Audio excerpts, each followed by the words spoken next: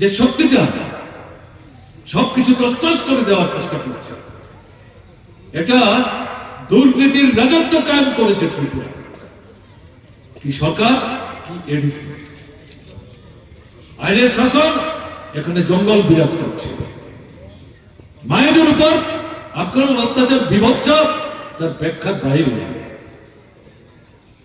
এই যে পরিস্থিতি চলছে, এই পরিস্থিতির হাত থেকে দেরিতে ভোটের অধিকার ছিনিয়ে নিচ্ছে।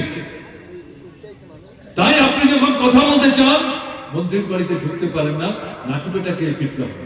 কারণ তারা জানে আমরা তো মানুষের ভোটে জিতিনি, আমরা তো বাক্স ভেঙে মাসুমেন যারা, তাদেরকে কিছু চা মিষ্টির পয়সা আর এই 7 দিন 10 দিন কাজ করেছে তার জন্য কিছু পয়সা হাতে দিয়ে তাদের দৌলতে আমরা সরকারে এসেছি।